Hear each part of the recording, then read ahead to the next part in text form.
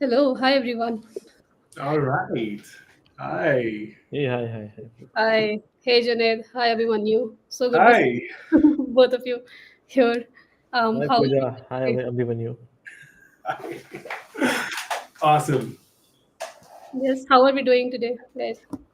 Good. So far, so good. Mid Yeah, Sunday. Sad that it's about to end, but a fun weekend so far. yeah, I am personally really excited about this one. Something that has been, I think we have been discussing this on and off, anyways, right? In different channels, and something that has been making the news uh, in 2025. We see a lot of news, hiring, layoffs, everything in between, right? And then we have AI, which is another thing we might want to cover in today's session. So there's a lot that we need to, catch up on. So I think we can get started. So, hi everyone. I will be your host for today. I am Pooja, and with me we have Abhimanyu and Junaid who is joining us today. And a little bit about Abhimanyu, like I have personally known both of them for, quite some time. Abhimanyu has also been a previous speaker in AOH, and Abhimanyu works as a design director at DesignIt, but he has been on the design scene for the last 15 years. So he comes from a breadth of experience. And Junaid, like if I have to just summarize in like one, a few words, is he's a jack of all trades. He has tried and experimented with everything in his career, I think, right? And he has like done this entrepreneurship like quite a lot of times in different ventures. He has done PMing, he has done development, so he understands, what this different job scenarios is like. And now he is a recruiter. He is the co-founder of ClanX, which is a recruitment platform, right? You might have already seen his post on Twitter and other platforms. So we are going to see also like a behind the scenes on what's happening on the other end, so we are going to look at both the sides today.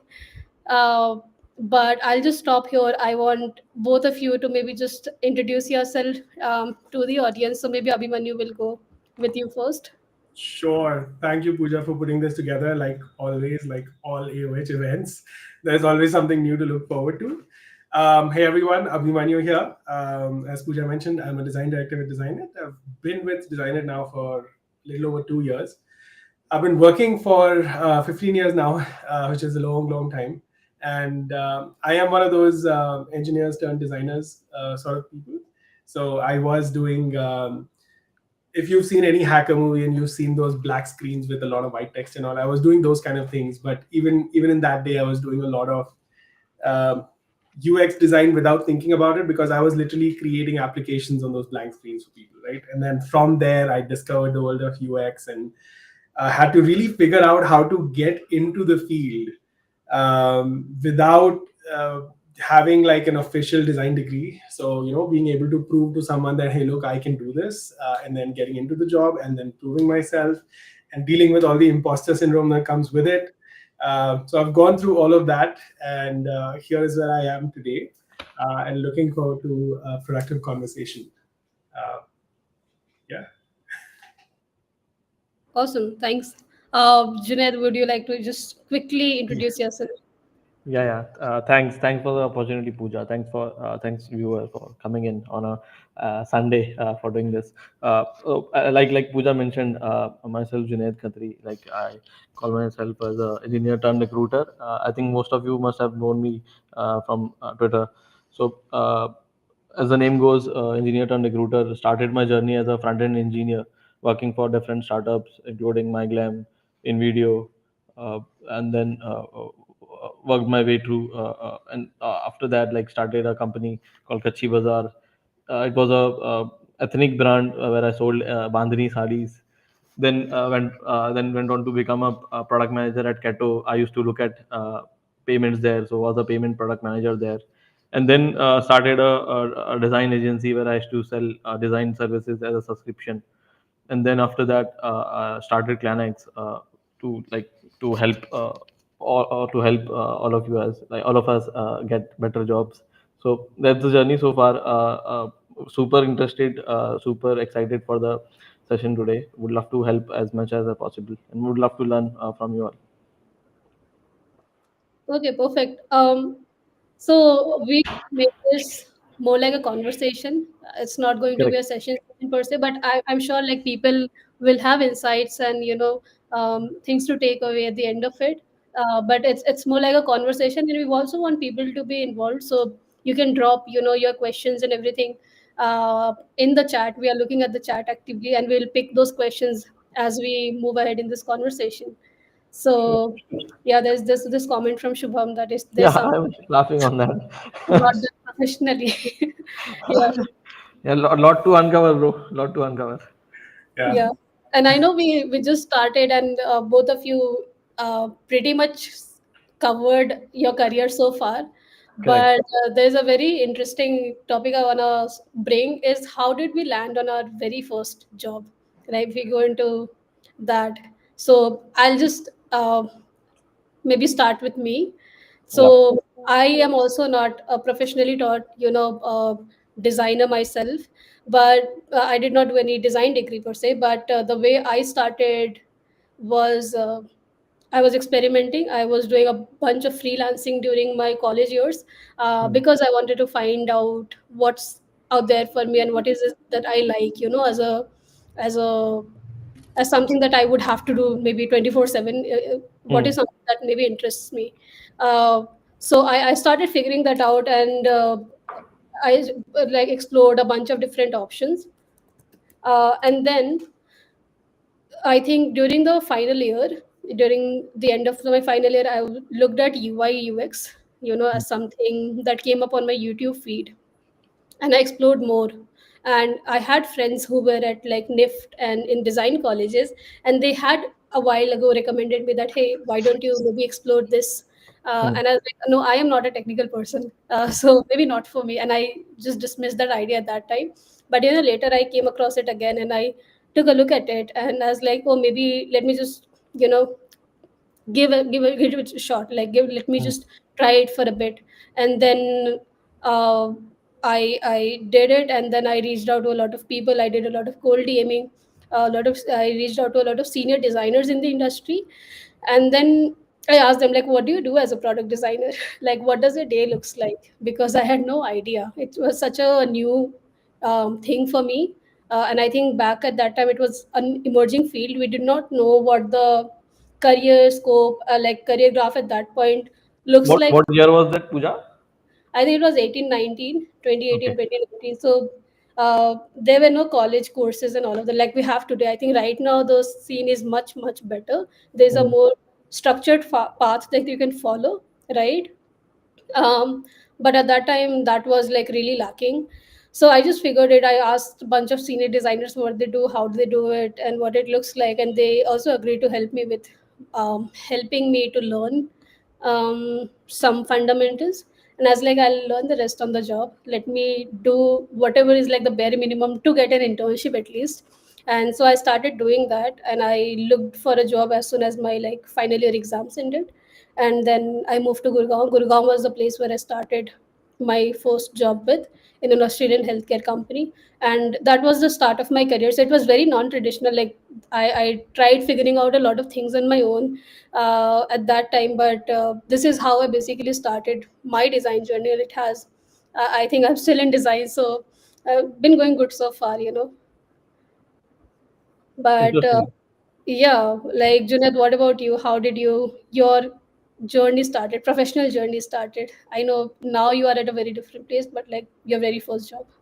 Correct, correct, correct. I think I'll go a little deep here. So I have not done engineering, so to say. Like I'm come from a BSc background, BSc Computer Science. So 12th was done, 12th Science was done actually, and I had taken BSc Computer Science. I had half of the day with me, so I thought why not do an internship. So our campus had an incubation, and there was this company called Custard where I used to intern, intern and do like odd jobs, maybe cold calling at times, maybe getting a laptop repaired, or so I thought I now like I did it for like 6 7 months, and then I told them that if you can teach me skills and pay me, else I'll move out. So they taught me front end, and while this was happening. there was a friend at MyGlam who was a head of design there. So he reached out that Junaid, my company is looking out for front end engineers, and why don't you try? So like I made a few projects, and I had a few live links of that. Like unlike the typical journey where you make resume, you make side projects, host them on GitHub or anywhere. So I had like few client projects by that time. I shared it with him. He shared that projects with his HR. So there's no resume involved until now. So he shared it with their HR. I got a call same evening. Junaid, we would like to interview. So next day I landed up at MyGlam's office, and I think interview lasted for an hour, and they this discussion was all around my projects that they saw. No resume involved, nothing involved. They didn't know that I'm still in college. They offered me a job, a full time job, right there. So, and that's how it happened. Another catch was then I broke the news that I'm still in college, and would you want to hire me full time? So uh, uh, so they were kind enough to offer me a job full time, and they were kind enough to like ask me if you can come after college. We don't mind you coming late to the office. So I used to go after my college. I used to attend practicals, and early morning 8 a.m., and then I think by 12 a.m. I used to wrap up and leave for office, and then I used to come back home at 9:30 in the night. I made friends. I'm good friends with CTO now, and so he used to be the first guy and last guy to move out. I used to be the last guy to move out every day. So we made friends there, like landed good projects, and that's how I think I landed it. Abhimanyu, we are coming to you. Sweet. Yeah, absolutely. I'd love to talk, but very interesting journeys. I mean, I know we met just when we were planning for this, and Junaid's journey blew my mind even when we were talking about that. Like, he's done so many things to get to where he is. And then Pooja, you as well, just like a lot of designers at our levels. We all started off at a point where design was not really well defined. In fact, the way I stumbled across this was I knew that when I was getting out of college, I had to do something related to computers. Like I loved computers. That's what I used to do like the whole day.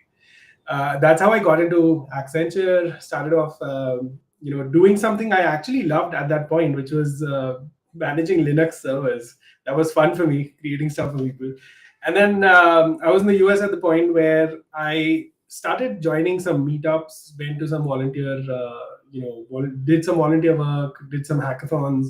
And that's where I found this field called UX design. And I was like, there's a profession like this. There are people actually like building things. This was back, I think, in what, 2014, I think. And that's where I was like, I want to get into this. I need to figure this out. And it was not, so the realization was immediate, but getting there was not as straightforward. Um, if I summarize it, it took about 4 years for me to actually, get the stamp of a professional designer.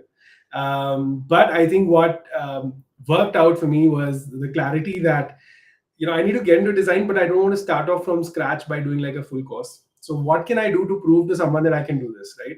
And coincidentally, I had, people who supported me within Accenture who eventually pointed me to the right set of people. And in the course of while I was figuring this out, I did certain things, which was volunteer work, certifications, things like that. So when the time actually came to show someone my work or prove something to someone, I had some things ready. And that's how I got my first design job. So within Accenture, I moved into a design role. I think I spent about 2-3 years over there. But yes, it was a bunch of things that sort of came together to get me into this field. I can't hear you anymore, Junaid. And I think I'm muted by the host. now you are. Now I can hear you. I mean, Yeah. I was curious, how did you land the first job before the engineering job? that was just Campus placement. college. That was Okay, out of campus college. placement. Yeah. But I mean, even there, I know I was like very focused. Maybe that is one of the lessons, right? Like in my campus, there were a bunch of companies, and for some reason, one of my seniors was like, Accenture is the best company if you want to do IT. And I was like, I love computers, like I said, right? So I'm like, that's what I'm going to get into. So I've literally sat in interviews of organizations Hmm. where I have helped my batchmates pass, and I have purposely given like the wrong answers to make sure I don't get selected for these companies till Accenture comes in. Oh So wow. yeah. That's pretty hard. Yeah. Okay, so Yeah. if I have to guess, like, did you do engineering, Abhimanyu? I did electronics and telecom, which was like ETC. not even computer science, but there's a whole story behind that also. What about you, Junaid? No, I come from like non-BE, non-engineering background. It was plain BSc computer science.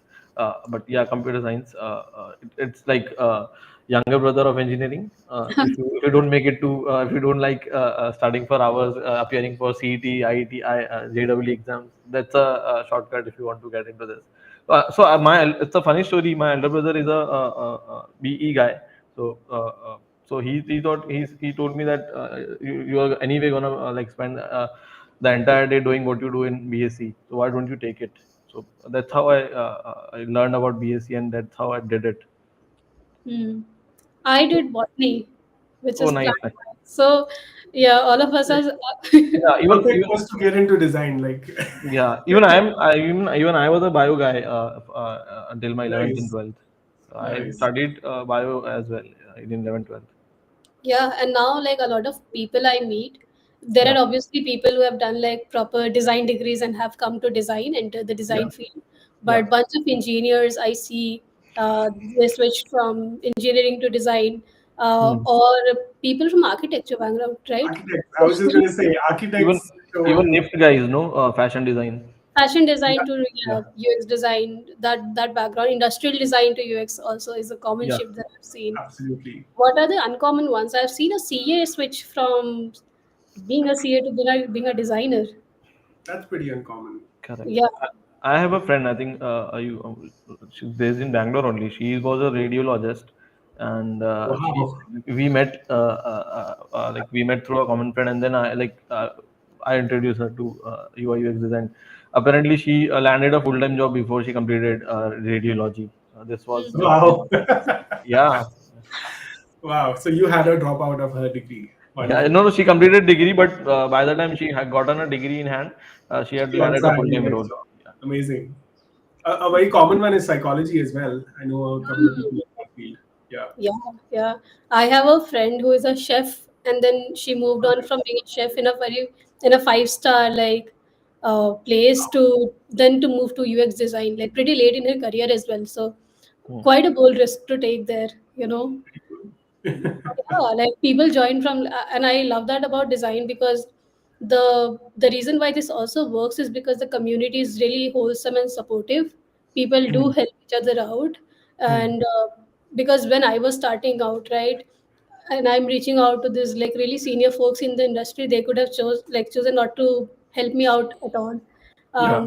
because they helped me, and it gave me some sort of clarity. I was able to make it into the industry, and I think that was very common for a lot of people at that time. You know, even I got reached out by a lot of folks after I became a designer, and then you always have this mindset to always, try to help as many people as you can.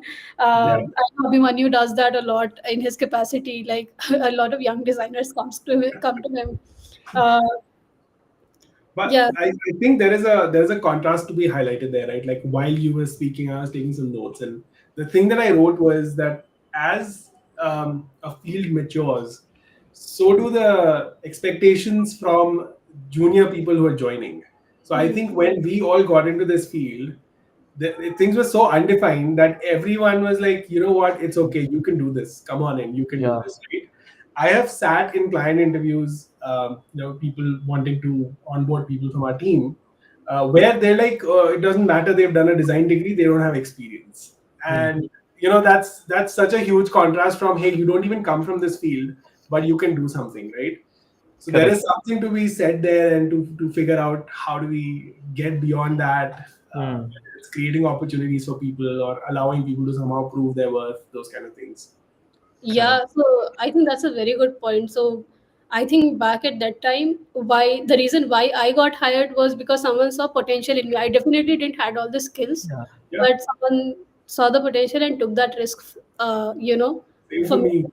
Yeah, and I think that's the same for all of us, right? At that time, back at that time, now if we like look at it in 2025, the same situation, the kind of expectation that is there on a fresher, Yeah. the kind of finesse they need to have in the portfolio, the work, case Yeah. studies, everything. So it's more of what can you do now, right? If you join the company, because you need to get started on day one. There is Yeah. no for you to have that learning phase and training and everything. You come, you get started on the work. And Hmm. so I think we're talking less about potential here and what they're able to do now. Of course, they learn as they grow, but what they do, they bring now. Hmm. Which is weird also. As you said that, get on the job and get started right away. I'm remembering when I joined Accenture, there used to be a thing called GFT, Greenfield Training. That was 3 months of us just Still is. Yeah. learning out of college. Yeah. There Because still is. yeah, right. Because tech companies acknowledge that hey, you can't learn all of that in college. I Yeah. do, Yeah. I feel like maybe design companies have not figured that out, or at least design departments in organizations. Maybe Hmm. that is the thing that needs to happen. That you go through a design greenfield training Hmm. and then sort of get on the job. I guess. Yeah, I think MNCs are still offering that for engineers. Yeah, I think it's completely forgotten for designers.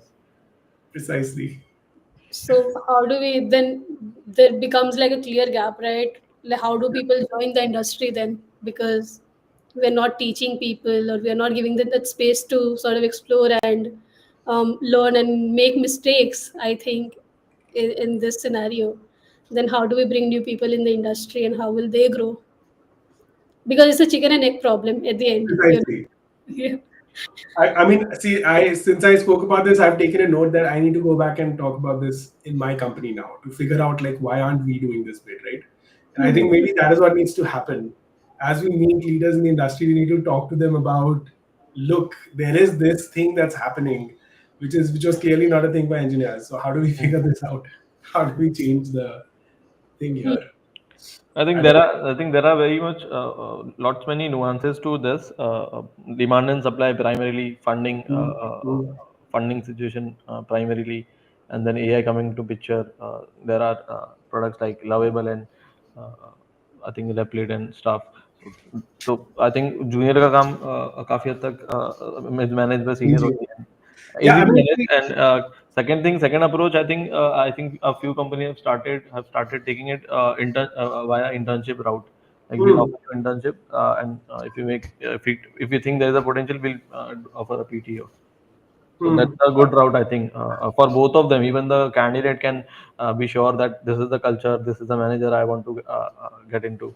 So that's also a good, I think, route. There's definitely that angle of like the organization and culture.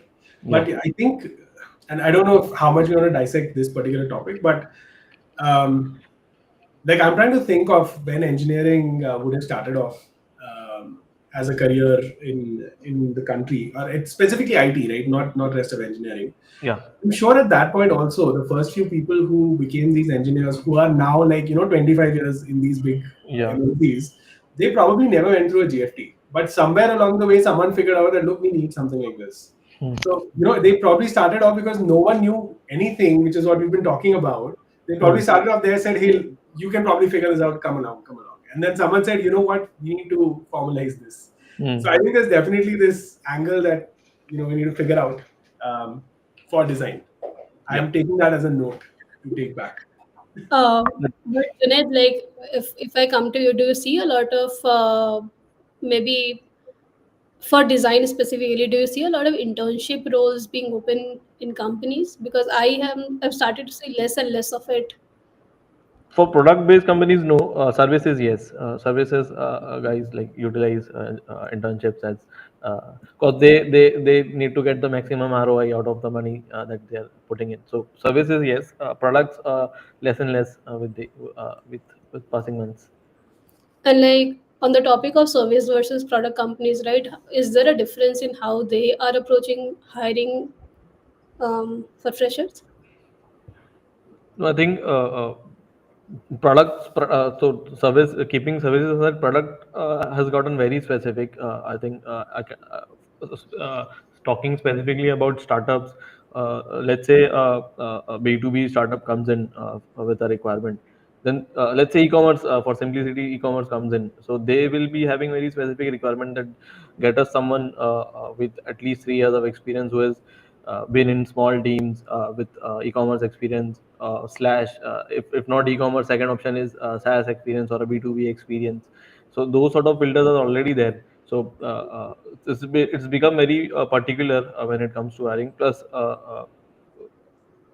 and then second thing to be noted here is there is demand and supply thing that has been shifted like anything, because previously what used to happen, there used to be a lot of demand but very selective supply. But now courses and YouTube videos and all that, supply has gotten very big, but demand has gotten less and less. So product companies has been very specific on what they want.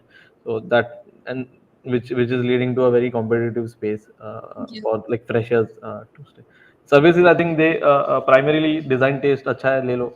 Internship से you start them, you grill them, you train them, and then maybe PTO. And services, they like talking about packages also, again 3.5 lakh, 5 lakh, 6 lakh, those sort of packages for a fresher is there. So it's not a big deal for them to hire Hmm. Okay. So you're saying product companies pay more? more, but then they have their own requirements. No, they don't Right. hire. So I've not seen any freshers opening at a product based companies for like for a past few months. All of Hmm. them require like 2 years of experience or 3 years of experience to start with, and Yeah. they are ready to pay for that, Hmm. but they're not ready to have that learning curve for a fresh talent. Uh, uh, that paradigm shift has happened already. Yeah. Got it. Abhimanyu, so on the other side, right, when Yeah. you hire, or you might have just heard stories around you, right? Has the process also, we are talking specifically for freshers, right, and newer folks in the industry. Has the process somehow changed in the, like, let's say, like, last 5 years? So I mean, at our organization, we've not been hiring freshers out of college, Hmm. primarily because clients have the same sentence, like we need 2 3 years of experience, right? So we've not been doing that. But at Accenture, when I was there, I know we used to go to campus, do Yeah, campus building and all that. hire 2,000 Uh, people. Yeah. yeah, I don't know, with design you don't get like that many people, but at the same time, I don't think it was very stringent when that was happening. When we'd go to a design college, it used to just be, hey, are you like, do you know your skill? Do you know your craft? Are you smart enough to like speak to clients from other countries? Because that's sort of how a lot of these service MNCs work, right? They've got clients from all over the place. If Yeah. you sort of fulfill that criteria, you get onboarded, and then you get put onto projects as the junior resource and learn on the job, sort of. I, I am not very like, I've not heard any recent stories about how hiring is happening in organization in campuses. It's not, Uh, it's design not hiring is not happening in really. campus at all. Yeah. That's pretty interesting because I mean, we've spoken a couple of times, but then for various reasons, we've not really gone that path just yet. But I would think if we do, I don't think we'd go there and be like, hey, look, you need to show us something exceptional, only then we'll hire you. I don't think that should be the expectation either way. No, but I'm sure you will ask for a portfolio, no, Abhimanyu? For sure. Yeah. Yeah. Definitely Something some that proof of builds work. credibility, you know. Yes, yes, yes. So that, as I said, like if you can show us like your skill and your craft, right? That is what your portfolio is doing. And then the rest of it is just you speaking to us, talking about your work, doing things like that, which proves to us that hey, you can come in and you can do this job. Hmm. Hmm. That sort of thing. Yeah. Have you also been hearing stories from other companies, maybe product companies, if there's a change in process? Because earlier we had this whole, like, a 5-step process, hiring process, Hmm. where sure, there's a portfolio round, there's a case study round, there's possibly a whiteboard round as well, then there is a culture fit round.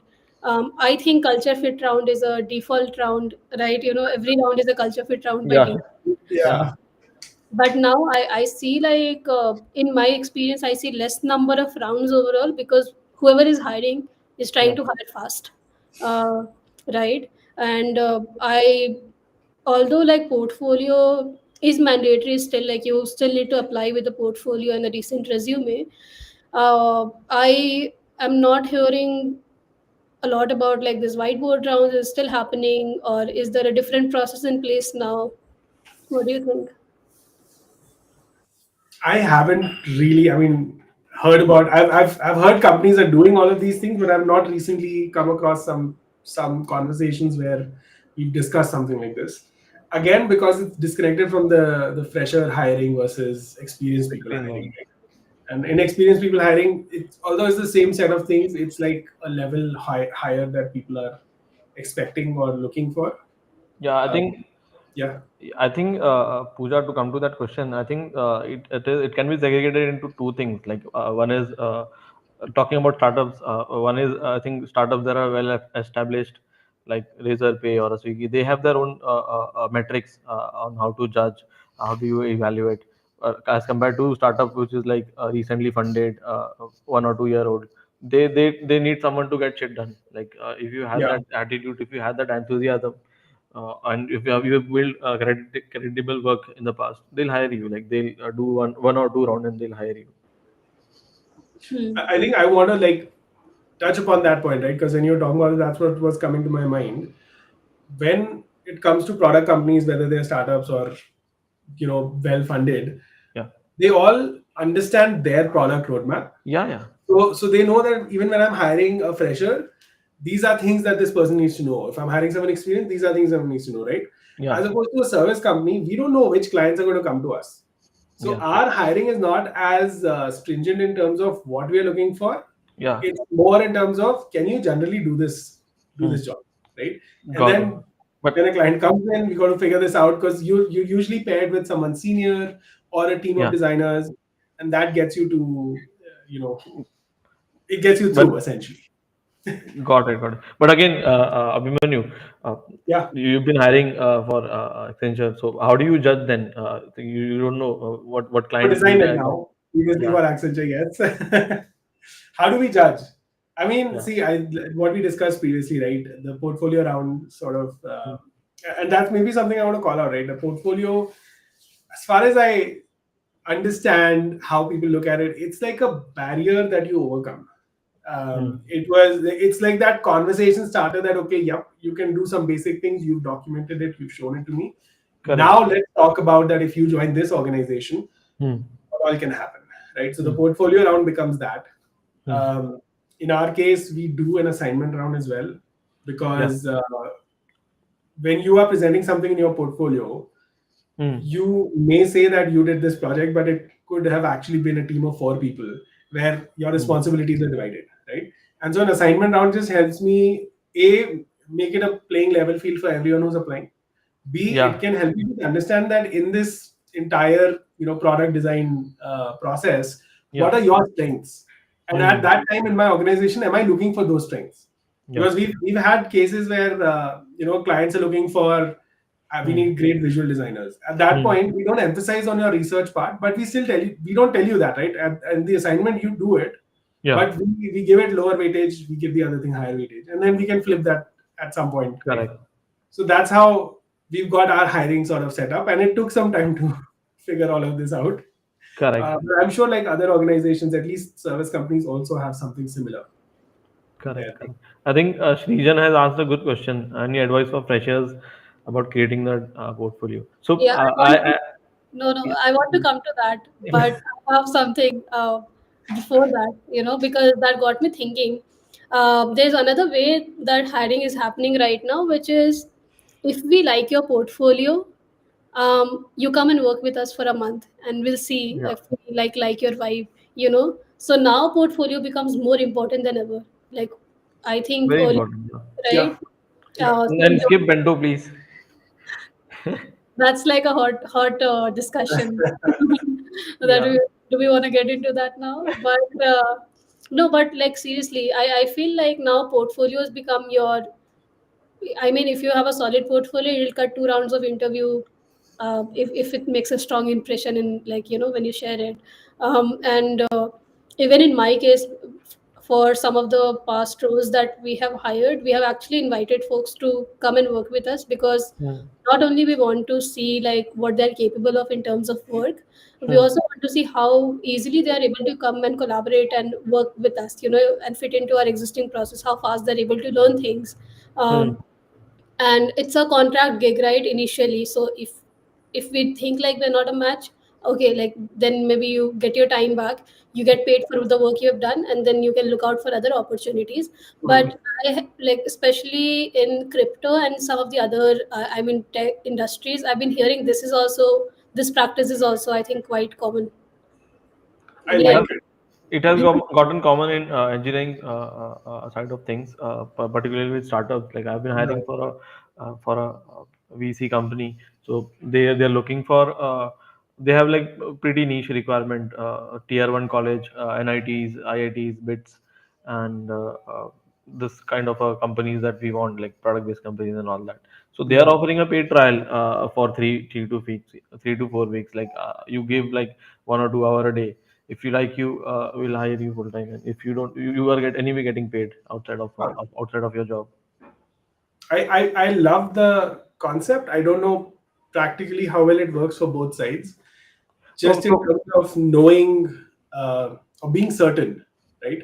no, Like I think hmm, I'll like dive a little deep. So with respect to engineering or engineering, the way it goes, like they have a problem statement company wide, the problem that they are solving engineering, and yeah, they dedicate it to that person and let them figure it out. Like let's say hmm, they are building a feature or they're cracking something. So yeah. so they let them figure it out on their own and see how sound they are with respect to their research or implementation and etc etc. Then there is once they like it, then there is a cultural round, and then they roll out an offer. I like this a lot. I'm making notes myself. I But can hear your keyboard Yeah, click. and other I think one of the companies I worked for was they were paying for assignment as well. So their assignment was related to the current problem statement that they were solving. So they're like, if we like your solution, we'll take it, but we'll also pay for that. So they were paying for that. no, it should 100% be paid. Yeah, But yeah, I mean, I'm thinking from the candidate's point of view, right? Like you're you're basically now working as a contract to hire freelancer type person, right? yeah, You're like, hey, I like this company. If they have this setup, I'm going to work with them for 2 3 months or whatever. yeah, And then, so that the uncertainty beyond that is what I'm a little, thinking a little bit about. But at the same time, the positive is you get to know how the company works. yeah, Yeah. They get to know how you work, so you can decide that. Look, I'm not a fan of your culture. I'm not a fan of yeah. the way you make me work late nights and whatnot. So I can just not work with you. Call it quits. Yeah, I like the concept. Bro. I'm gonna like noodle about it a bit more. Yeah. And I think it also, because you invest so much in, when you're hiring for a role, right? There's just so much investment overall that goes, I think, in terms of money, in terms of everyone's time, Right. because there are so many different rounds and screening needs to be done, and there are like a lot of people involved. It takes away a lot of effort. So I think this also, simplifies like a lot of that, saves a lot of time. Hmm. The only downside is, yes, as you said, like there's no certainty. Like after let's say 1 month, did we like you? Did you like us? Are we Yeah, continuing this? So that becomes a question. Uh, and I think I have also faced people who are like really strong in their craft, right? Hmm. Someone we wanted to work with when we saw their portfolio, when we talked to them, but just the working style didn't match, for Yeah. hmm, example. Yeah. And that is something that I actually faced recently.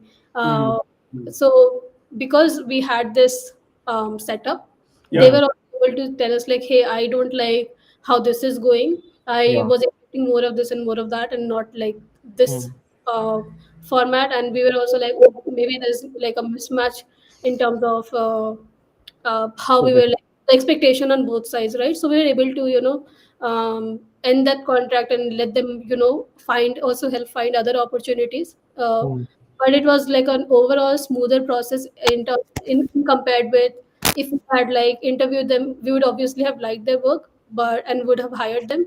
But then I think the overall clash would have been a Oh, problem. yeah, yeah, yeah, yeah. And it's not. I mean, especially with bigger MNCs, right? your notice period and all comes into the picture. So when Yeah, you're leaving your previous job and coming over, that's a whole 90-day period you will look forward to. yeah. The And most then volatile thing. Yeah, right, and then if you get hired and then you don't like something, that's another 90 days you have to look to sort of move from there. So this yeah. Yeah. contract sort of concept works way better because at least on the But other side you still have to now nowadays you don't get shortlisted if your notice is 90 days. I know. Yeah. It's a I've heard it from people that if you say it's 90 days, they just like they- that's it. no, I think even 30 days you just don't get shortlisted. Yeah. Someone's Shubham in the chat has written it's like dating. This whole Yeah, concept. yeah, For sure. I I also like this comment Yeah, from Rishik, which is like it does sound interesting and comfortable when one is hiring. So from our perspective, it might sound good, but yeah, for the person getting hired, it is a very uncertain situation, yeah. right? I mean, so it Especially I really think has to be, depending on where you are in your life, right? Like I know that if there are people who have to pay EMIs, they are not going to come and yeah, join don't. someplace which is like in 2 3 months we'll decide, right? yeah, They want something stable, but yeah. I think after a certain level of experience, this will not work. Just to make yeah. it clear, I don't think it will work for very senior No, designers. I don't know because I was thinking that No, I no. would I actually have think to, and I mean to be honest, I don't have to pay EMIs right now, so I'm okay saying this. But I know people who are in my team who are for various reasons they were like, hey, look, I have to pay EMIs. Our project's coming through. Am I going to stay in all of that stuff, right? So I know that there's a difference, but for me also personally, I was thinking this. I think because I have confidence in both my managerial style, craft, etc., etc. I could be like, you know what, company B, if you want to try me out for 3 months, I'm open. I'll yeah, come there. I'll act no, as whatever you need to be, and then we decide what it needs to be. So I don't know. I think it works across. It depends yeah, on your personal, like what's happening in your life, whether or no. not you're comfortable. Correct, correct. I think Pooja, let me give you a real life experience about my job, about my experience landing a PM job. So I was doing a D2C startup, wrap that up. So like I was talking the other day. So I was uncertain what role, like forget the company, forget other thing. I was uncertain what role should I go get into. Do I get into engineering? Do I get into design or product? So product management was something that was in the middle of everything, like intersection of everything. So was giving interviews, but then market for product managers has also gotten bad. So was not landing any roles. Primarily, I think the folks that had applied with me, like the pipeline was looking like folks are coming from MBA background, BE background. So I was just a BSc guy, so was not my resume was not getting shortlisted. So I tried cold emailing, cold emailing worked, and Keto like offered me interview. So I got shortlisted. I made it to first round and second round, and final round I also made it. But then they had like they put up a situation that we will take a bet on you, but we'll start with the 6 months of internship, and it is up to you when you can convince us to make it a full time. Like it is totally up to you. If you can do it in a month, that's okay. If not, then a 6 month internship, and then once you are ready to get into a full time job, then. But it was also full time internship. Pay was also good. Like not like somebody sucking out of a resource. So it was good. So I thought about it and I was like, yeah, ठीक है, ले लेते हैं. And I started it, liked it very much. I was confident about my skills, about like getting into it, getting work done, PM skills. So apparently, first 30th day, we had a meeting across company. So my manager around that this guy is a full time guy, and this has gotten like this is the first time that we are doing it. Somebody getting a full time role within 30 days. So that is also possible in all the senses. And but coming to Rishikesh's point, freshers don't have an option at the moment. They don't have, like, you have to get started somewhere, even at a low pay or an internship job or a Yeah. part-time job. Freshers don't have an option at the moment. If you're a senior, you will be very choosy on what culture you want to get into, because you have kids, you have a family, you want to go home by 7. So Precisely. you will be very picky. I think that will work better for seniors as compared to what you said, Yes. because you have your you're done making You money. have a life, right? In the work You world, have you a have, life. Yeah, you are done hustling. Like you are at 35, 40. You're done hustling. yeah. You need to get back to a family. You have a PTA, a parents teacher meeting to attend and all that. Don't talk about those. Yes. Yeah. So I think it will be comfortable for this thing. Yeah. I know a CTO who has done this in one of the organizations I used to work at. So he was a CTO at some other org, and he used to Mm. take our meetings for a couple of weeks, and then he joined Wow. us full time. Awesome. I can't name him that he's a hot shot in the industry, but yeah, that has been the case. Hmm. Good to know. Good to know that even at the executive level, that's something that may happen. Yeah. Yeah, That's awesome. Unpaid internship, is that still a thing in 2025? I think nobody wants to nobody wants a headache of mentoring junior. So I think Hmm. it's not. I It's mean, not. I can tell you that in our organization, for various reasons, getting a paid intern at this point takes longer than the actual internship period. Hmm. So we've said that the only internship we can do is people who are in college, and they can just come to us for a month or two. Again, free internship, which I'm not like in the favor of, but just because of our corporate setup, we have to sort of act like that. Hmm. But what I've seen is that the people who have joined us have taken a lot back. Like the kind of projects that they've got exposed to Hmm. has been really good. So as long as someone, you know, again, I don't like the concept of unpaid internships, but yes, that is something that we have to do at our organization. But we've not been doing a lot of them. We've probably had like 4 people so far who have That's what. been. No, it has gotten unpopular with years passing by. Yeah, I mean, it should be. I don't think any sort of work should be done without Yeah, payment. So yeah, even if it's an intern doing something and they are bringing value, they should get something in return in monetary terms. yeah. And we've been discussing that just because of various things we can't make that happen. Uh, but yeah, Yeah, I I have. think any internship that is unpaid is a red flag. Like it should you be. should avoid it. Yeah. Yeah, thanks for saying that. Like, thanks for saying that. I know we are like in this market and this situation, but Yeah. there is a better opportunity. And I think if you are going to spend that much time contributing somewhere, you can also use that time to sort of Yeah, Yeah. improve Yeah. your craft and apply for better opportunities for sure. 100%.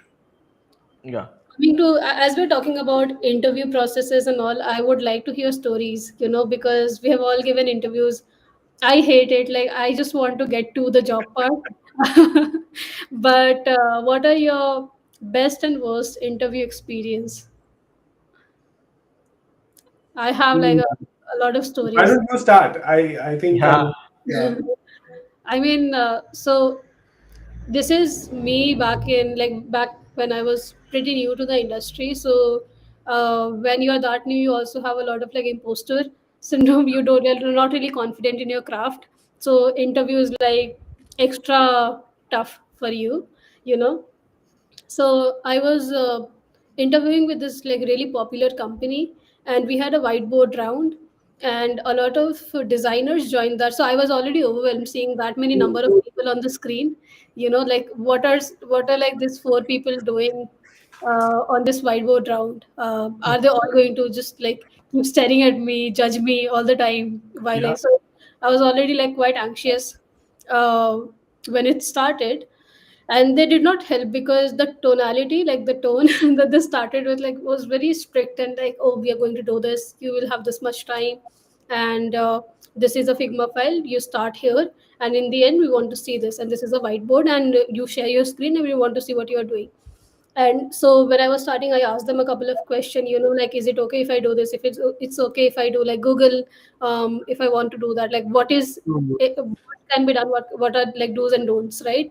And they're like, yeah, yeah, whatever you want to do, like you have to come to the outcome, right? Mm. So I'm like, okay, is it okay if I do dribble also? Because part of the solution was also you need a visually design like screen UI in the end.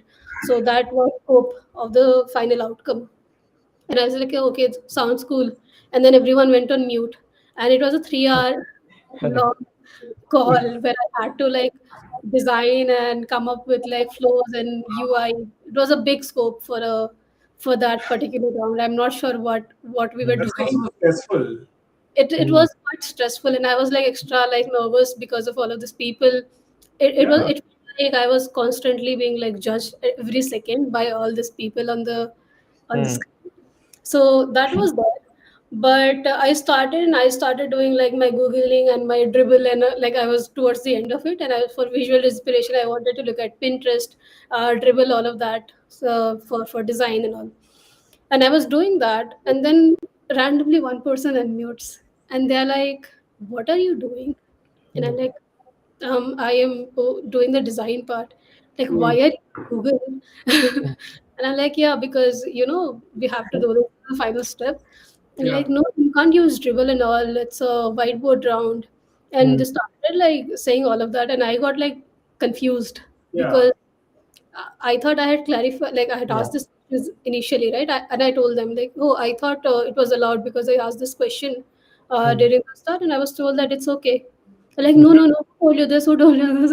And they made me like really nervous. And that interview, Yeah. like, and for me, like I was like, I don't want to work with these people because it's you are also judging, right? Hmm. The people that are in front of you, and I'm like, these people are making me quite nervous. Hmm. Uh, one of the things about good interviews is they make you like really comfortable, Yeah. How should right? they should be? Yeah. Every Yeah. interview should be that way. So here I was like extremely, extremely nervous, and I decided not to pursue that company. Yeah. Um, Mm. and that Glad. was my worst interview experience because it seemed like they were not aligned amongst themselves because they were discussing as I was doing my whiteboarding round. Hmm. Like, oh, we can do this, we cannot do this, and they were discussing among themselves. I don't know what was happening there.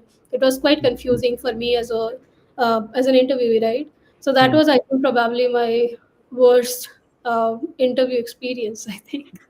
That's a great point, right? Like an interview is not just for you as the person who is applying, but it's for you to also judge how the company is. Because the way Hmm. they're executing the interview, projects are going to be way worse. Your Hmm. daily day to day Hmm. is going to be way worse, right? So if you're seeing something in interviews that's not working and it's a red flag for you, I think if you have the option to prioritize someone else, do that. Interview should not be just hearing your story. I'm like, why I was was someone doing getting nervous, and as a young designer, you feel like you are making mistakes. It's not never that? on the Yeah, other yeah, person because you feel like you lack in your craft, right? So yeah, it was not a very good. It left me traumatic, like traumatic. Like I was yeah. traumatized with whiteboard Yeah. rounds for quite some time after that. But yeah, what about you? About both of you? Even if I if you mean, want I to. can speak from this side because the only interviews that I've given have usually been, they've not tested me in terms of doing whiteboarding or something. I mean, I've done one where I had to create an application in Figma and like send it to them and all that. Hmm. But so I don't have a lot of experience on the interview giving side. But Hmm. on the other side, I can definitely talk about this. But that what you said, right? Like it is very important for companies to make the candidate as comfortable as possible. Because you are not, I mean, there is definitely a time to test your design decisions. There's definitely a time to challenge, to throw things at you so that we can see how you respond. Hmm. But the general concept of an interview should be you need to be comfortable. We need to see how you work when you are comfortable. We Hmm. don't want to see how you work when you're stressed every single day. That's not an environment you want to be in, right? Hmm. Then the other thing, and I was describing this earlier, right? It took some time for us to figure out our process, but we've streamlined this into our recruiters are just doing filtering based on resumes or referrals, which we'll talk about later, I guess. Hmm. From there, someone comes in, single person looks at your portfolio and does, for lack of a better word, a vibe check. Like, okay, does this work? Hmm. It moves on. At that point, you get an assignment. You get clear directions. You have X number of days. You also get something like, hey, this is what we want to see. So it's not listing out, give me every single one of these, but it tells you like, show us things, show us your raw files. Like, don't show me just a finished presentation. I want to see, do you name your layers? If you don't, how do you organize them? What is it that you're doing in the file, right? You're using a Hmm. design system, which one are you using? Those kind of things. Then you get into the assignment. You have, and you we didn't do this before, and unfortunately, I had to learn it from someone who had applied, who I had worked with before. But they submitted their assignment. Someone in the company reviewed it and said, "You know what? The assignment is not good enough. Let's stop the process here." There was no feedback sent to the candidate, and I was like, "You know what? If someone's taken the time out to spend a week in doing your assignment, no matter how bad it is, they are going to get a chance to present it." Because it's possible they didn't put things together properly, but when they talk about it, it's going to be a completely different thing, and you're going to miss out on this candidate because you decided to just judge a PDF that was shared with you. So that's something we do 100%. If you've done an assignment, you get a chance to present it, and then sort of someone decides. Beyond that, it's an HR round and those kind of things. But yeah, it's very. That is where it gets tricky. Sorry, was that? The HR round, it is where it gets tricky. Yeah, I mean HR rounds. Yeah, I don't know what their criteria might be, but yes, those could go either way. But I think, see, the HR round also depends a lot on the feedback that comes from the previous round, because sometimes we say, you know what, this candidate is really good. So when you're doing the HR round, look for red flags, but don't push it too much. We really would want this person to come and work with us, right? And then when we are uncertain ourselves, we can be like, you know what, maybe you decide as an HR, is this person good enough for the organization, right? Those kind of things are there. Yeah, but really important to have a good interview process to get the right people to the company. Junaid, from your Yeah, end? yeah. So I have a couple of stories. I think I think worst we have already covered with Pooja. I Can't top that. can't go any worse than that. I think I'll talk about good interview processes. So I've been working with Hotstar, helping them hire for backend and Flutter Nice. folks. They have a very good process. The interviewer gets on a starts the interview, set some context. We have just giving you a walkthrough. We have like 90 minutes. We'll spend the 10 minutes with introduction. Next 10 minutes will be describe like we will be talking about the problem statement, and next 45 minutes you will be talking about you will be live coding, and I will be helping you through, and the next remaining 15 minutes we'll spend discussing your solution and all that. It's a very good process, and I think one of the companies I had interviewed for similar process, which is called assembly. The interviewer at the start mentioned that my goal is to get you job, like my goal is to help you clear Yeah. this interview. Please don't worry on if you are going wrong. If you want to Google, you can Google. If you want to talk it out, talk to me as a mentor. But my goal is to get you this job, and I'll help you through this process. So there are good companies who are doing it, but important point here is getting setting that interview setting and making sure if you are a founder of a startup, making sure you have great interviewers in place, because Yes. interview is also is at time biased depending on the mood of the interviewer also. Like if it's not having a good day, you are I you agree lose there. like 50% of the chances of getting into this thing. Yes. So, Yeah. a founder that I was working for, they used to reject candidates in 15 minutes. So then I went on a call, like Yeah. I mentioned in that I'll join this interview call. I'll just check Yeah. what's happening with this. So this guy won't ask any technical interviews. He's like, uh, describe about the most challenging project that that you have worked with. Hmm. If the answers look convincing, matching with the problem statement that you've done, is then he'll ask for other, Move like ahead. move ahead, else reject. So then we Uh, figure out that this is not the way you hire senior engineers, because yeah. senior engineers have their own biases, have their own opinions that they come in. If this is gonna be the case, you are gonna automatically reject like whatever candidate we share. Correct. That's there. And typically, like we have bracketed, like we've bracketed into three categories. So one of the companies, so there are three types of companies primarily. One company is a company that want to hire you and will support you till the end. And the second company, so there are companies who do a second round also if they're not confident that this round went very neutral, 6 on 10. We can do another round, similar setup, and if you can score 8 on 10, we can do the next round and stuff like that. So first company wants to hire you. Second company is neutral. Hmm.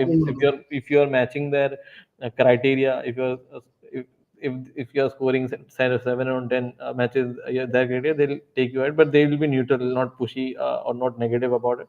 And then there are companies who are very negative. They just want to get interview done, ask you irrelevant questions. So like for to give you some example, companies asking for DSA questions like how will you I don't know if I could if you can get technical here, but I think Abhimanyu can relate to. I think Pooja can also Mm. relate to this. So when you're doing front end stuff, you don't necessarily require DSA. So companies like having unfair expectations as to if you're hiring for a junior role, you ask questions on a junior level. Uh, Yeah, so so primarily three types of companies that I've seen, and yeah, there are good companies, there are bad companies. makes sense. I And will just call out this one thing that you said from that assembly guy, right? Yeah, As someone who is interviewing for roles, yeah, I have to take time out of my projects to yeah, come and do this interview, right? And to do the review and all of that. So 100% when you are in an interview, I want you to be successful. I yeah, want you to pass this so I don't have to keep doing more of these. yeah, yeah, correct. So And I think yes, most of the stable companies would want you to hire, like would want to hire you unless they have a very genuine reason to not take you forward in that. yes. 100%. Even companies like Meta, Google, and they are also very pushy that we want you to succeed. And even before interviewing them, they send like a good 5 to 10 resources that can help you land the this thing job better. That happens with Google. Like Yeah, I thought of applying to Amazon and I was told go through their, I yeah, don't know what they are, like they have 10. resources in place. They Yeah, have a proper team they in had place. like a whole thing prepare your for your interview like this. I'm like, what? Yeah, yeah, they This help is you. too They structured, help you get through this interview, and that material changes for every type of round. Like right? you pass through one round, then there is different material, different POC who gets what is the context here. So that's there. That's one thing I appreciated about Amazon's process because I understood that different people are going to like there is multiple rounds, so different people are going to take different rounds, Yeah, and at the end of it, they're all going to get into a huddle together and yeah, discuss. So when they are interviewing you, there is zero bias. They yeah, just know okay, he's cleared this round or she has cleared this round, and then this is what's happening. But then at the end of it, everyone comes together and sort of says, should we or should we not? How should we move ahead? What are my thoughts, etc. etc. yeah. So I love that that happens. Yeah, Very interesting. Um, I mean, I have seen companies that do this really well, right? Like from the moment you apply, then like your first 90 days, they really plan it out like really well. Hmm. But there are only like handful of companies that I personally know that are doing this. Not everyone is putting that kind of effort into this, correct. right? Hmm. I have also seen companies that put great craft into those exit process as well, which is I think even Hmm. lesser number of companies do that. Hmm. So Yeah, your entire journey, like very few companies take care of that end to end. Hmm. But I like what Junaid said earlier is that sometimes, and this is very like unsaid, right? It depends on the mood of that interviewer that day also. And it has happened, in my cases also, I found that. So with the same person, two different people might have two different experiences, right? Depending on yeah, Hmm.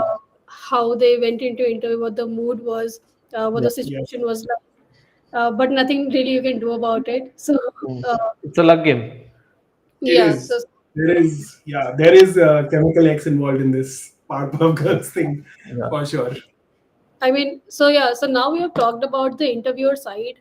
I want to come back to designers, Yeah, and what makes like a good designer. What should designers do? Because uh, we can talk about the interview process and blame the situation, the market and conditions all we want, but the reality of situation is people need a job. They're looking for job. They want to do better, but maybe they don't have a good enough guidance. People are not giving them the right advices. I mean, I also see that as a problem, right? Juniors are not getting the right kind of advice. Hmm. hmm, And that's very apparent in the kind of case studies they present and the work they present, right? So how on if we talk about designers, right, how do they prepare for this job market? Like what can they do? What makes them a good like let's define the definition of a good designer. What do we think is a definition of good designer in terms of hiring? Like if you're hiring for a role, what would you look out for? I think Abhimanyu can answer that much better. I mean, see the and when we were preparing for this, we sort of touched upon this, right? But you've got your hard skills and you've got your soft skills. But in design, the one soft skill that really matters is communication. Um, if I boil everything down, when you create something in Figma, you've created a photograph and you're trying to explain to someone who can build it that can you please do this, right? How effectively can you communicate that is the most important part of your job, right? So having your hard skills is for sure important. Being able to do the kind of research if a role requires that, thinking through flows, all of that stuff is there. But are you able to talk about your work effectively in a way that I get the confidence that when I get you on a project, I don't have to sit with you and do this, Hmm. right? Are you making my life as a manager easier? Is the primary thing, right? And there'll be different designers at different skill levels, and I acknowledge, and I hope a lot of the others in my position acknowledge this, that there will be learning, right? There will be learning on the job. But the part that I feel is very difficult to help someone learn is the communication bit. And I'm not saying that you need to have like Shashi Thurur levels of English, right? All I'm saying is, are you able to communicate the thought in your mind to the person in front in a way that they can understand and agree with you? So that I feel is like something really important. So what you do for an interview is when you're preparing a portfolio and all, the story that's there along with the portfolio is equally important. When Yeah. you're How do you land that interview is also important. how you land that interview in what sense? Like, are you able So I to think the market has gotten such competitive that for a single job, companies get like 1,200, 1,500 application in like 2, 3 days. 100%? So that is a Anyone bigger question to ask, I think. Yeah, anyone who has asked me or has told me that they're applying, I've said like, if you can get a referral, go through that. And Yeah. it does not need to be a referral where someone's getting paid because you joined the company. It just needs to be, hey, look, I know this person as a designer. Hmm. Essentially, skip that round where a recruiter is looking at your resume. If that's possible, then your chances of getting to the interview are much higher. Yeah. So completely agree. I think how you're getting to the interview is important Yeah. for sure. Yeah, I agree. Um, What are your thoughts, Pooja? Yeah. I'm just thinking I have multiple different tracks going on Yeah. because there's just so much to share on this topic. Yes. But what Anjal is saying, how to interview is also a skill. Definitely, I think it is. Not companies don't invest enough in like training their resources for interview 100%. processes, and sometimes there is like bias. There are like obvious bias because you don't test it like objectively. Yeah? You don't Yeah. look at the person in front of you very objectively. You are trying to bring your own bias to it. Like I've heard Hmm. stories like where people get asked like, do you know what color theory is, or do you know what this, Mm, do you know what this law of UX is? yeah. And it might not be relevant, but is it really that important in that current context? You know what, like, is there a, I mean, are you trying to show that you know all of this? Is there a Yeah. test of ego that's happening? Yeah. So yeah, so that Correct. training really needs to be there. I know like there are companies who do a scoring system in the interview process. So Mm, you have this specific set of checklists that you need to cover. So you need to ask all this sort of questions. You Hmm. need to test all the skills, and at the end of the round, you give candidate a score. So that makes it a little bit impartial, I would correct. say. Correct. Uh, but if you're just relying on your interviewer, like the person who is representing your company at that round, Mhm. if you're Mhm. just relying on their subjective feedback, like, hey, I think this candidate is not good, Yeah. without any strong backing, why? That becomes a problem then, right? And a lot of companies do operate this way. They'll just ask you, hey, what do you think about this candidate? Hmm. But you are candidate, like, you are evaluating every candidate differently because you don't have a structure in place, right? So, Yeah. and there is a very good chance that your own bias is coming into this. So that is something maybe interviewers can, you know check for, keep their biases in check when they give everyone like a equal chance, and make them comfortable. I think we cannot emphasize on this enough, Hmm. especially with younger folks. Make them feel comfortable. That's when they, I think, open up even more, right? So yeah, that's definitely there. Agreed. What is a bad interview experience? Like, have you heard stories about this, like, from your folks around you? Bad interview experiences. I don't think anyone can top what you've described to us previously. Um, Not that I can think of recently, because I mean, I'm either talking to people who are getting hired or people who are already in the company, but I've Hmm. actually not asked them this question. I'm going to go and do that tomorrow. Yeah. Uh, yeah, like when you were applying at DesignIt, where else did you apply and how was the experience? It's a good this thing. What Junaid mentioned about, like, where your referral is coming from, right? How you land that interview is important. Yeah, That brings us to the point of networking, actually. You know, how, like, because Shubham also mentioned this point, right? It's not what you know alone, it's also who you know, the kind yeah. of people you know you're surrounded with. That Hmm. is really important. But that also happens as you keep growing in the industry. You start off, like, form your own network and all of that. But for a younger folk, what is that like? How do they sort of do this, get better at this? I mean, join the AOH meetups. Learn Discord. No, but see, I can also tell you this, that when I meet people who are fresh out of college or just beginning, in meetups, it's pretty obvious that they are. They have a very different way of looking at things, asking questions, and all that, right?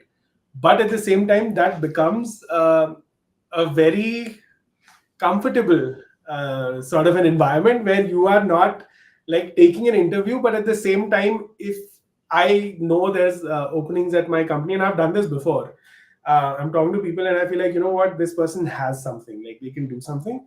I would just Hmm. go back and if there is something, I'll keep their contact, tell my recruiter team Hmm. to just reach out if there is something.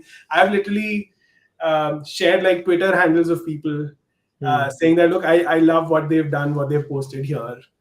Do you want to reach out? Maybe we have a requirement or something, right? So Hmm. networking is the thing that again go takes you beyond that barrier of that first recruiter looking at your resume, right? Because I think that's the one person in this entire process Hmm. who is not a designer, who is judging you on your design skills, right? So if you can break past that barrier, the rest of it might become easier. 100% networking is good. If you are someone junior, if you're not used to events like these, make it a point to force yourself to talk to people. Hmm. I remember I did that at the first, when I said I started doing volunteer work, etc., etc. I clearly remember I had gone to a hackathon. This was in the US. So, I was just surrounded by people from that country. I was probably the only Indian origin person there. And I stood there thinking for a moment. I said, look, this is make or break. In this event, if I don't talk to people, I will join events, but I'll never talk to people. But if Hmm. I go and randomly say hi to someone, I will Hmm. do that every single time. So if you are in that situation, do it. Just go, say hi to someone, tell them about yourself, ask them about them, and that's it. You don't need to have a long conversation. But Hmm. get past that for sure. It might, like, it's easy to say this, but I know it's like really tough, especially for introverts, but Oh, yes. Cold in email. you have to do a lot of talking anyway, so maybe just Correct. start with this, and I Yeah. think one word in which I can maybe summarize this is participate. You can participate in online conversations, you can Hmm. participate in community discussions, you can participate on Twitter, you can post your own work, you can reply under someone else's comment, but be more visible, especially now, because you might be a good talent, but we don't know you. So we don't know anything about you. Correct. So the more we see your work, the more we hear you speak, or maybe the more we interact with you, the more when there's an opportunity next time, we'll think of you, like, hey, I think I remember this person, they had posted this, or Hmm. I had a brief interaction on this with this person, and then we can then reach out to you. So you need to, like, make that surface area bigger, where more people know you and your work. Hmm. And now I think it is easier at any level to do this, not just with experienced designer. Even as a beginner, if you're learning something, let's say Lovable, it's a new tool, right? If you're Hmm. experimenting with Lovable, why don't you share more about it? Hey, I started experimenting with this. This is what I learned. Hmm. I've been now people know that you are someone who can do something unlovable, you know. 100%. uh, so yeah, things like this, you should just participate, like see where you wanna, like where you feel more comfortable, start with that, and then Hmm. maybe keep increasing your surface area where you're maybe slightly not so comfortable, but you would want to take a chance, right? So just keep increasing that surface area. That's it. Hmm. Maybe budget for these expensive conferences also, right? Someone mentioned design up in this. These conferences become like crazy expensive, but Yeah. you Yes. definitely would need to budget and say, you know what, next year if I do this, I'm going to save money for it and do it. But those are good places to like meet some senior people in the industry as well. Yeah, you can also mentally prep like an elevator pitch for yourself, like, hey, I am this. Like if you don't feel so confident, you can mentally prep like some of the things that you want to talk about. Just go with like some a bit of preparation, and that will ease you. Like when you meet someone random, you would know how to start the conversation, at least like break that ice. Hmm. Rishik says he talked about Elden Ring in events. That's also good, right? Don't I mean find someone who shares an interest with you. Talk about that interest. That will make it easier. Yeah. Yeah. So I yeah, I think. think go ahead, Yeah, go Yeah, ahead. yeah. I think if not conferences, one of the things that worked for me when landing clients at Bubble Wrap was you like for folks looking out for job, they can do I think they can do content posting. They can start something of their own, like hashtag job hunting in public, post daily, like and make relevant connections. DM, like they can keep a tab and like I'll DM 20 people on a daily basis, design mentors or design managers, hiring managers and stuff. So I think I've done it myself, and if they can do it, they can. Your probability of getting maximum eyeballs with relevant network increases yeah. significantly. So I think that they can. That's a great point you bring up, right? I know this happens with me. So whenever our team posts a position on LinkedIn, Yeah, this is the first time my connection request is like so massive. I have no clue like how many people there are, right? Hmm. But among those, if there is someone who sent a message which is more than just hey, I'm looking to join, but a little bit about themselves, and then that stands out among all those other requests. So those are usually the requests I would then reach out to and be like, okay, because yeah, you've taken that extra effort to say, hey, look, I am someone who does this. This is what I care uh, about. I would love to join. It's a little personal note, and that join. I have people a can. newsletter on that. You have a newsletter on that? Yeah, I've written a guide on that. Oh, that's How amazing. to reach out for jobs.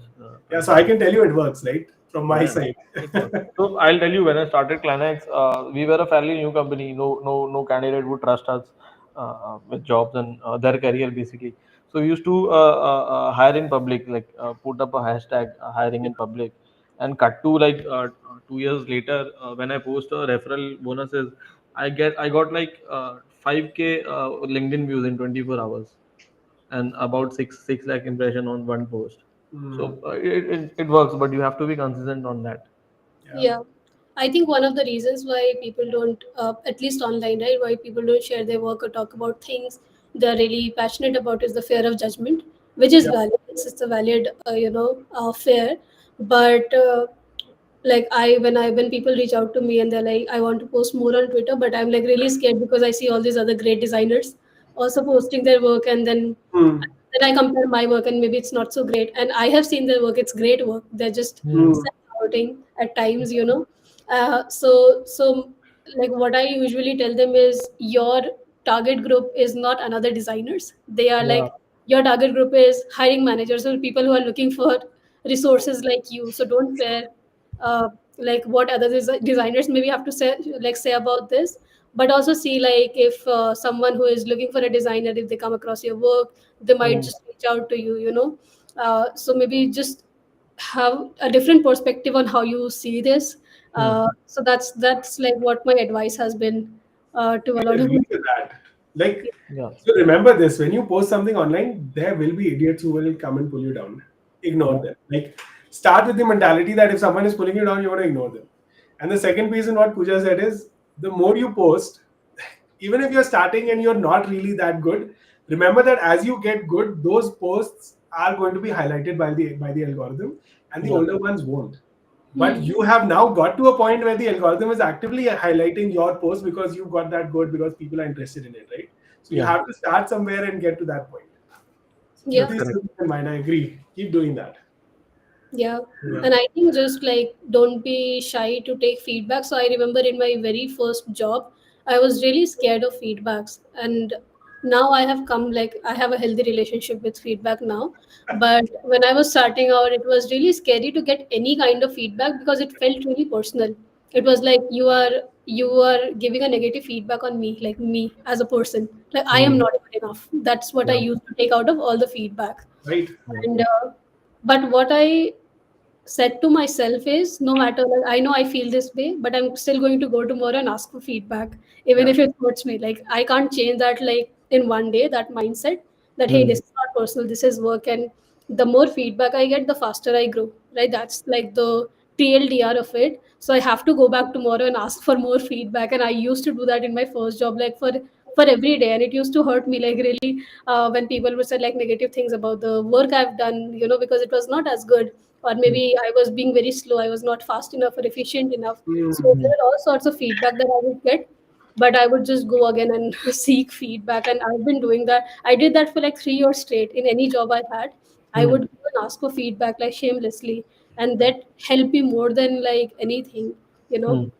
And now I've learned that it's not personal and you can separate the two. Yeah. I think after years of experience, you kind of go to like come to that, and you actually start enjoying that, like, oh, let's brainstorm, like what Yeah. could this Yeah. be? It's not the solution, let's And figure out. those that feedback. So this point, ties into a much larger thing.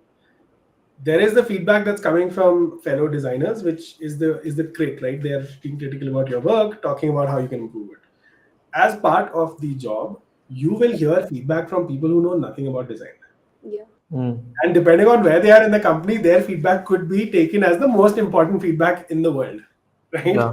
So in that soft skill of communication that I said, this feedback skill is also equally important. When someone comes back and tell you, hey, I don't like the red that you use here, and Mm. you have to justify how that's important.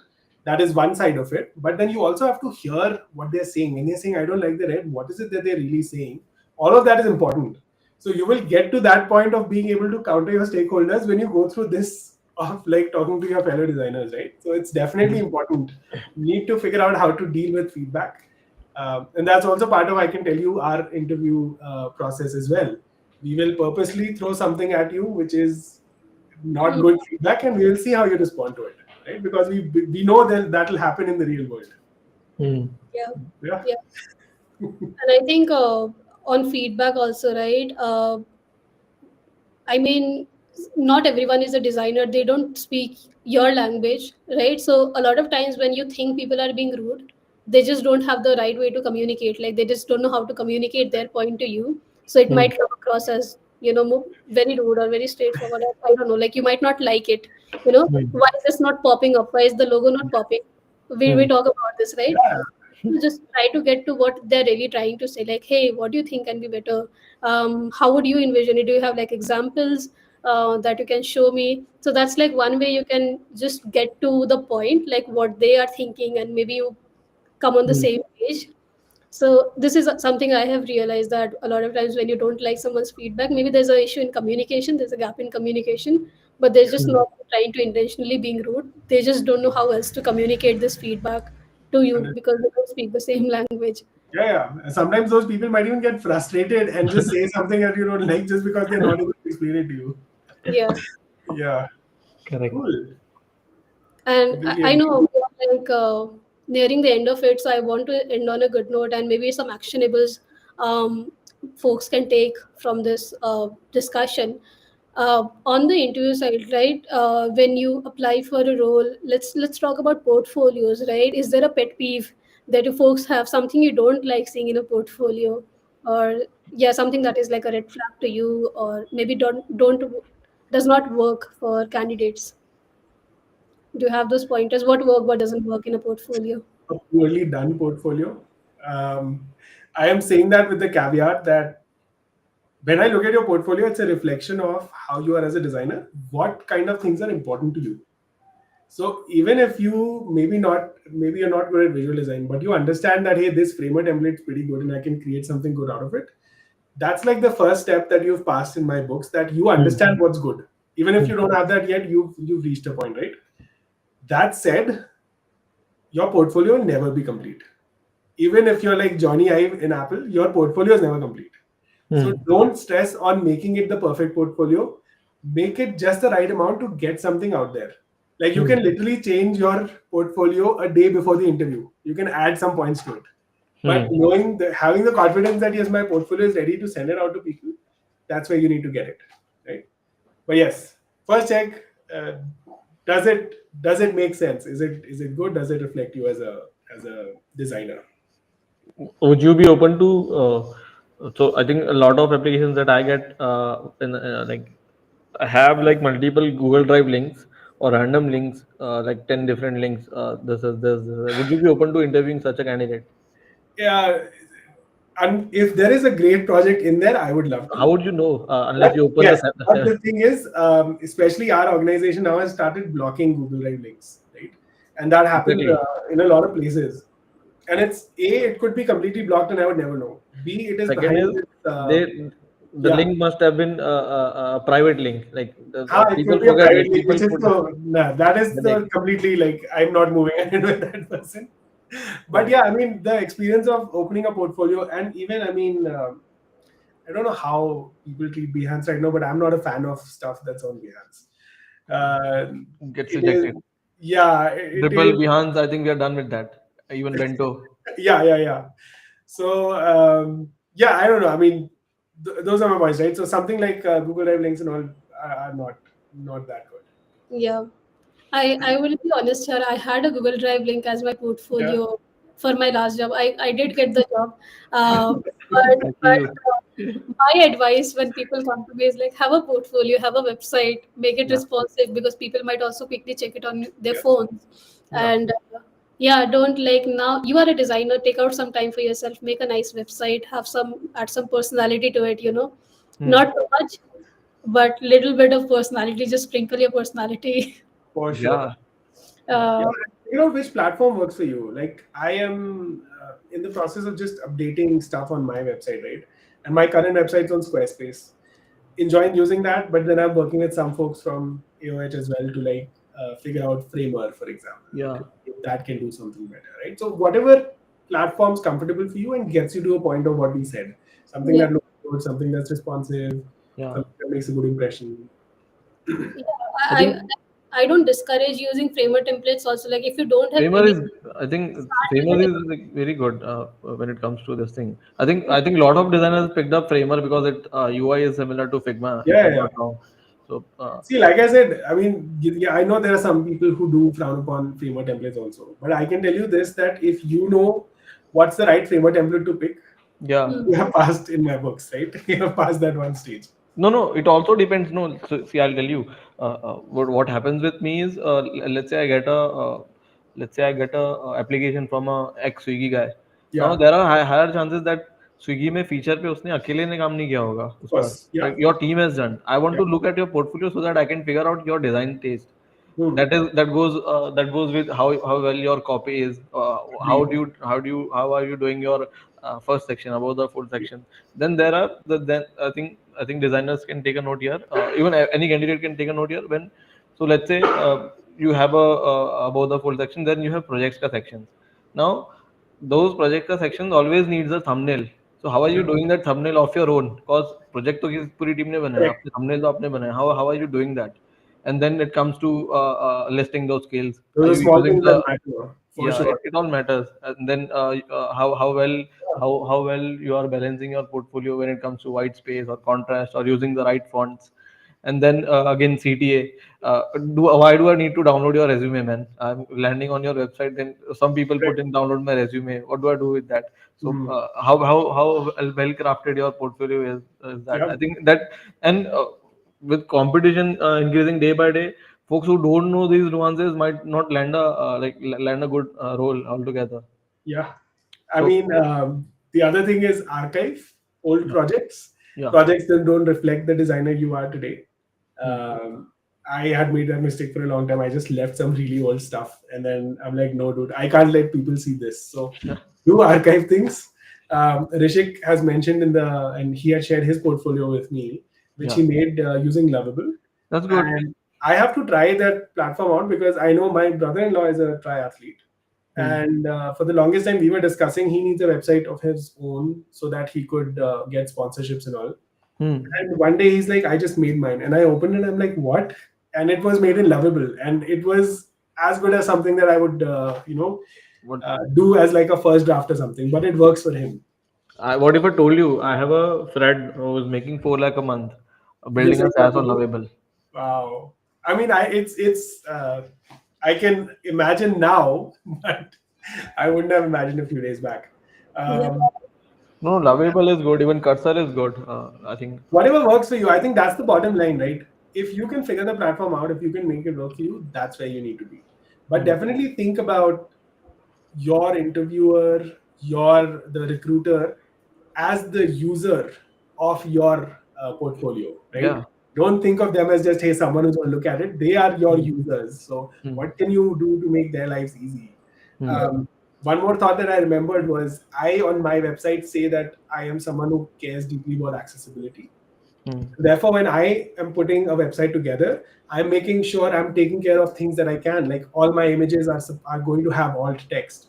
Because if there's a company who comes who reads that and says, hey, look, your own website doesn't have that, that's a bad thing. So whatever you promise on your portfolio, make sure it reflects.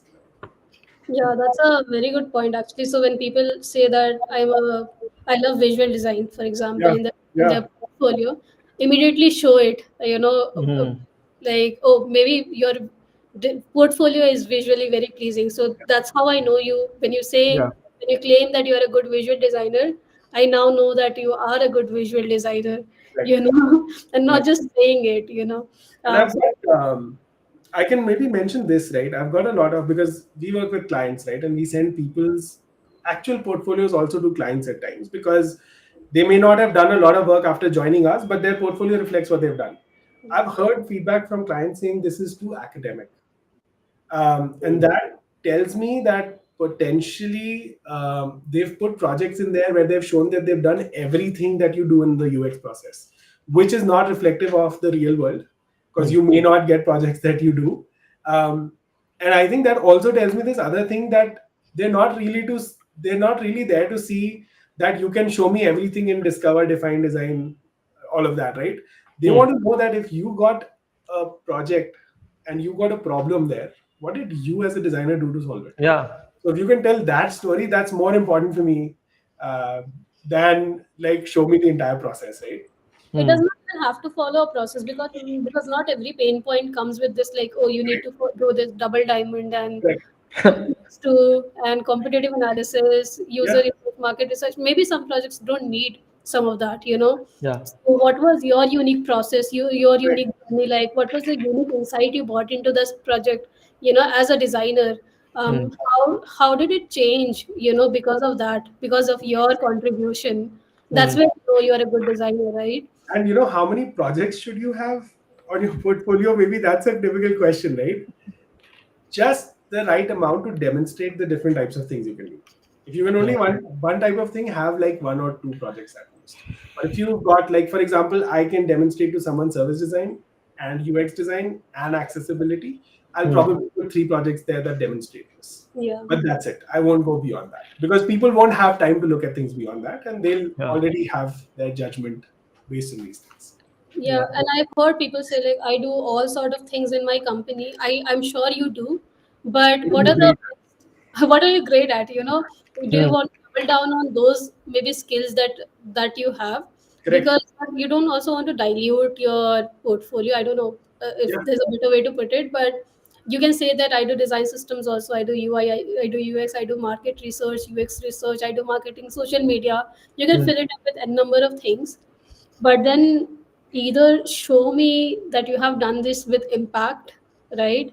Like I was able to do this and this is how I did it. Yeah. Or don't put like too many things which you can't prove in your portfolio. Have less number of things, but like really great things. Like, I can do Rive design. I might not know how to use prototype, so I'll not put prototype Yeah. in my portfolio. I know how to use Framer, and this website is made on Framer, but I don't know how to use Webflow, so I'll not put Webflow on my portfolio.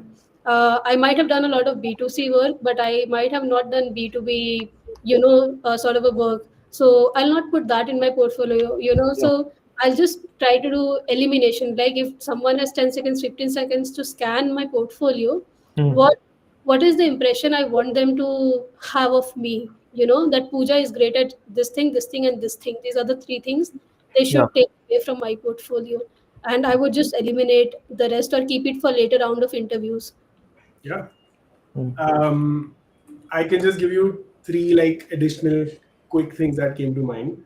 Um, AOH does sessions on portfolio reviews. Join sessions like those because like any eyeballs looking at your work will tell you something you didn't see, and then you can change that. You can decide. It's up to you, right? If it's possible, if you can find someone from the organization itself that you're going to interview at, if you have connections, you're referring to someone, try to see if you can just show them your Block their top mate.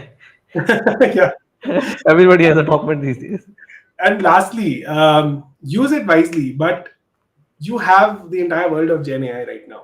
Yeah. I have done this previously. I have created the case study myself in something which makes it easy for me to export it as a markdown file, which is just Hmm. heading, bullet points, whatever. Hmm. I take that, I take the job description, give it to a Gen AI thing, and I say, look, here is the project I'm going to present. Are there Hmm. things I can improve?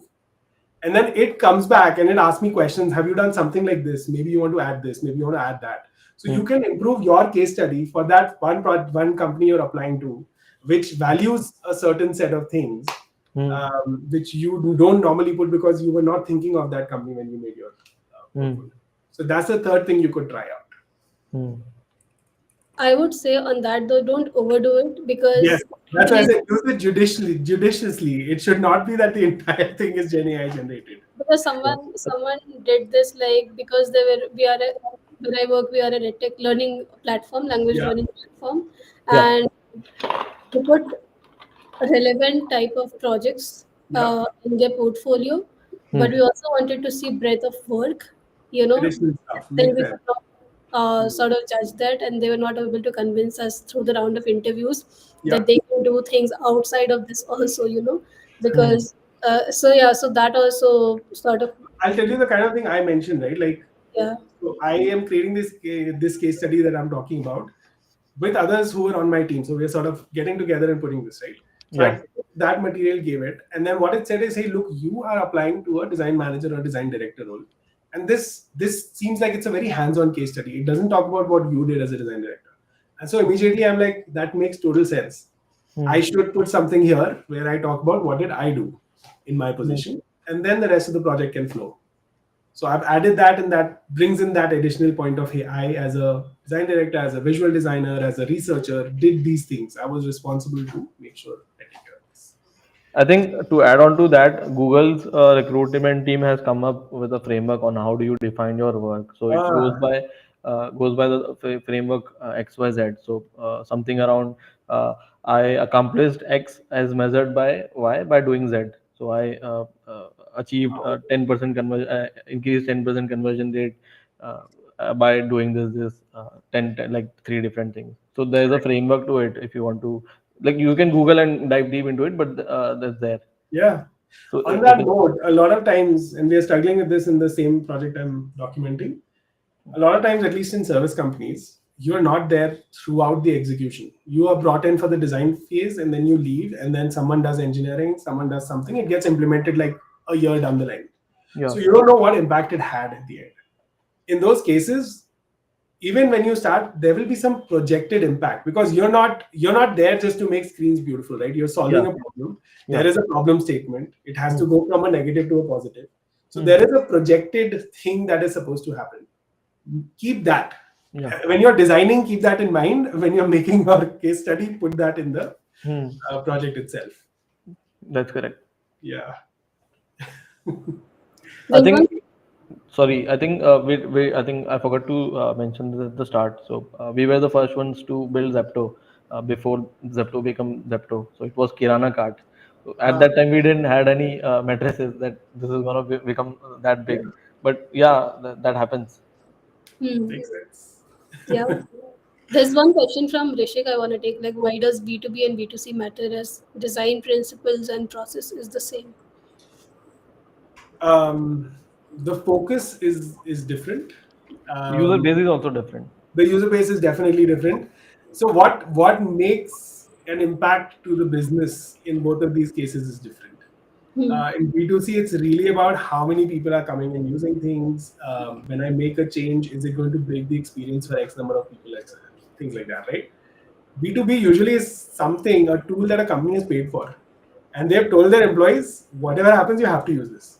That's why we are stuck with horrible apps to order food in our cafe, right? But someone has made the decision ki hoga, right? So that's where the difference definitely comes. What is the thing that you are working towards as a designer in a B2B setup versus B2C setup? Foundation principles definitely same. Yeah. Focus on what you're changing and improving is different. Yeah, I think to add on to that, I think when you look at it as a product manager, there are cohorts that they are different. There are uh, like you can define it into multiple categories. Like at Keto, we had like this one-time donors. Then there are SIP donors. Then there are Mm. donors who donate on the first of every month, because that's when the salary is calculated. So when you try to segment users, you will find different patterns and different use cases. Makes Yeah. sense. Okay. All right. With that, like, let's move on to like the closing notes. Like, any closing notes for designers who are in the job market right now? What should they do? Like, top three things they can maybe do to immediately uh, do better. Like, are there unconventional ways where they can reach out or get a job or look out for a job? Like, if you can discuss that very quickly. We could probably do an AI summary of this entire video, no? Yeah, yeah. Fine. Junaid, do you want to go first? Yeah, I think my learnings from like building bubble lab can come in. So I like if I have a dream company that I want to work for and there is an opening, I will uh, I will like start like cold DMing them. Maybe like pick up recruiters from their design managers, design hiring managers there. Start cold DMing. My goal would be to basically land a initial 15 minutes conversation with them, not like not like ask them to give me a job. So what used to happen at Bubble Lab was I was pitching design services. So apparently I'm a guy with no design experience at that point, and so what I used to do is I used to make a section and then email to the founder. This is how I can improve your website. This is how I can basically improve your section. Can we get on a call on for a 15 minutes? That would land me a call, and then I'd either convert or either they'd say no. But that's how it used to increase my probability of getting a call with the founder. So Yeah, I think if my dream company is Swiggy, I'll probably note down all the recruiters from Swiggy, all the designers from Swiggy, and I'll just cold email them. Okay, I just need an opportunity to talk to someone relevant at your org. I've done this for a company called Test Sigma in Bangalore. We DM them for 2 months. I think across 30-40 emails. I landed a talk with the founder, and that's how it happened. So if I'm out in the job market, I'd go bullish on cold DMs, Yeah. referral, and in same goes for referral also. Like if Be I'm working, shameless, right? be shameless, ask for it. Build content. I'd rather make a LinkedIn video tagging the founder that hey, I've done this. I want to like get on a call with you. It will be just 15 minutes. I do a unconventional thing other than just easy apply on LinkedIn or applying on their career page. yeah, I think that would catch attention, and that would if I cannot like interviews getting a job out of interview is not like certain, but getting a call with the relevant person is very much It's more. certain that you can do. Cool. I'll go with my three things. I just made notes. That's why I wanted you to go first. Yeah. So the three things are network, work, and hoga. Network, meet people, get those referrals, get ways to bypass that recruiter level of things, right? Work is do your portfolio, and it'll not be complete, but get it out there and show your work like we discussed. Share it somewhere, whether it's just Discord chats, WhatsApp, Twitter, places where people can get their eyeballs on it. Hmm. And lastly, hoga is like jhak maar ke hoga. Like don't give up. It will happen. You will in the process find all the ways that don't work, but then Hmm. you'll finally figure out how to make a bulb, right? Hmm. So it may seem like yeah, things are not working. You're applying to too many places, but every dog has Yeah. his day. Hoga. Yeah. To add on to that, I was laid off from Maglam, landed a full time job at InVideo. In the middle of a peak lockdown, I think I had interviewed for 40, 50 odd companies. I have that list with me. But then it happened. I 2x my salary and 2x my career from that. Yeah. Right. For my very first role, I applied at 150 companies. Just FYI, Yeah, like yeah. I sat for like 3 hours. I just applied relentlessly, like, and then I got some good interviews, and then I screened and filtered. I had that choice, what I where I want to interview at, because people were then reaching out back to me.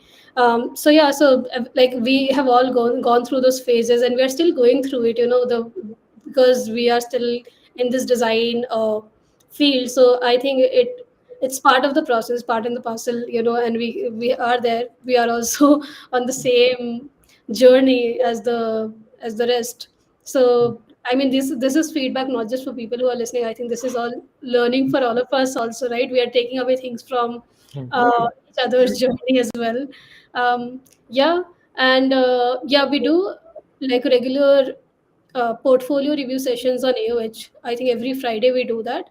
But so please try to join that, like, and try to show your portfolio, try to show your work there. And it's a safe space. We don't record those sessions only because we want people to, open up more and showcase their work. So do come on those calls and try to showcase your work, try to get feedback if you can. And yeah, keep also, like, practice a lot of mock interviews with your friends, with people.